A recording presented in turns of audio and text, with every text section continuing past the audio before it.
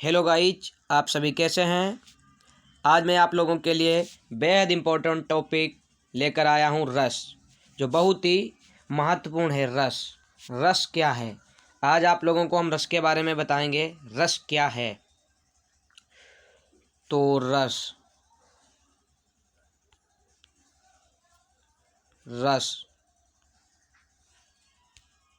रस क्या है, रस के विषय में हम चर्चा करेंगे। रस क्या है,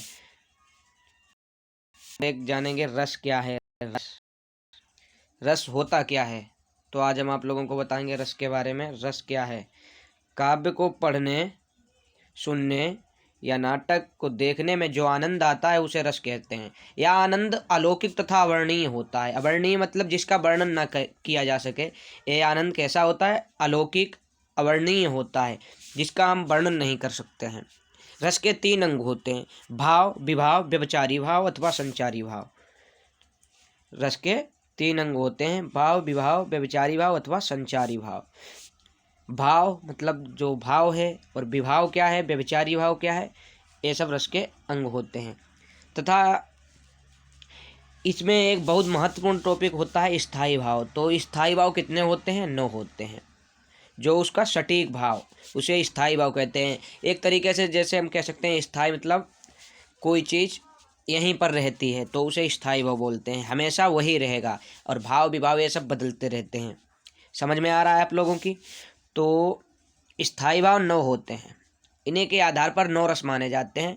लेकिन कुछ विद्वान रसों को 11 मानते हैं तथा कुछ विद्वान रस 13 मानते हैं। जो हमारे लिए जरूरी हैं वो सभी रस तथा उनके स्थायी भाव इस प्रकार हैं। पहला रस आपका होता है श्रृंगार। श्रृंगार रस, इसका स्थायी भाव रति होता है। क्या होता है? रति। और दूसरा होता है उत्साह। उत्साह स्थायी भाव होता है, उसका जो रस है वो श्रृंगार होता है। उसका उत्साह मतलब जहाँ पर हमारे अंदर उत्सुकता बढ़े वहाँ पर वीर रस होता है। उत्साह स्थायी भाव होता है इसका। और तीसरा रस होता है वो शोक होता है, वो करुण रस होता है तथा इसका स्थायी भाव शोक होता है।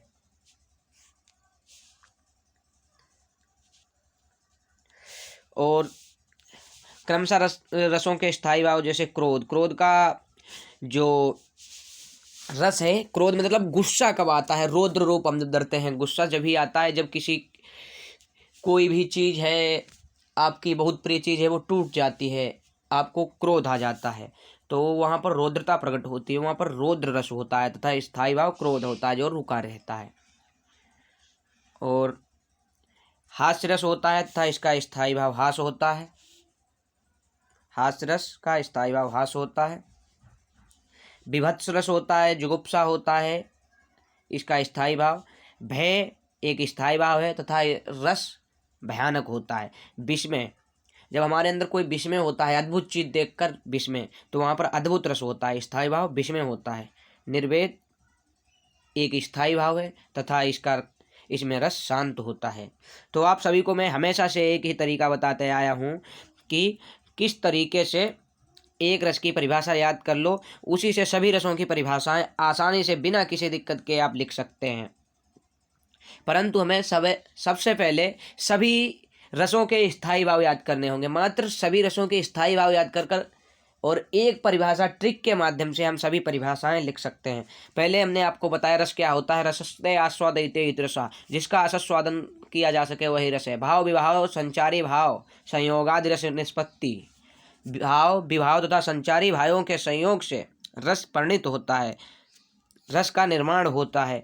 तो वो परिभाषा इस प्रकार है, आप इस तरीके से लिखेंगे वो परिभाषा। जब भाव, विभाव, अनुभाव और संचारी भावों के संयोग से, जो यहाँ पर रिक्त स्थान है वहाँ पर स्थायी भाव लिखेंगे, जैसे रति। तो रति नामक स्थायी भाव रस में परिणित होता है तो उसे श्रृंगार रस कहते हैं, खाली जगह श्रृंगार रस कहते हैं। मैं आशा करता हूँ आप सभी को समझ में आ रहा होगा। और कुछ विद्वान जो हैं वो 10वां स्थायी भाव वात्सल्य को मानते हैं, तो उनके मतानुसार वत्सल वात्सल्य नाम का 10वां रस माना जाता है। तो आशा करता हूँ आप सभी को रस समझ में आए होंगे।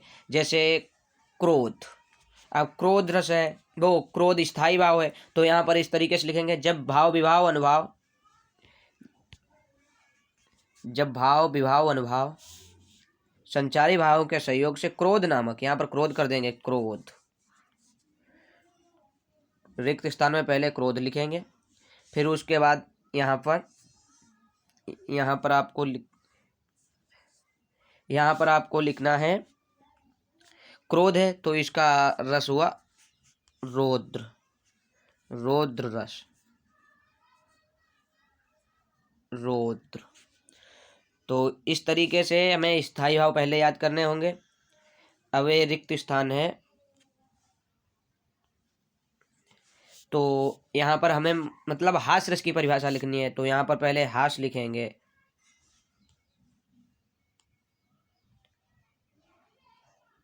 हास, ये रिक्त स्थान है, यहाँ पर हास लिखेंगे, हास। तो हास किस रस का स्थायी भाव होता है, हमें पता है, हास किसका स्थायी भाव होता है, हास रस का। तो यहाँ पर कौन सा रस हुआ, हास्य। इस तरीके से हम सभी परिभाषाएं आसानी से कर लेंगे। और हम देखते हैं अब अगला रस है जैसे निर्वेद। तो जब भाव विभाव अनुभाव और संचारी भावों से संयोग से यहाँ पर रिक्त स्थान की जगह निर्वेद, निर्वेद,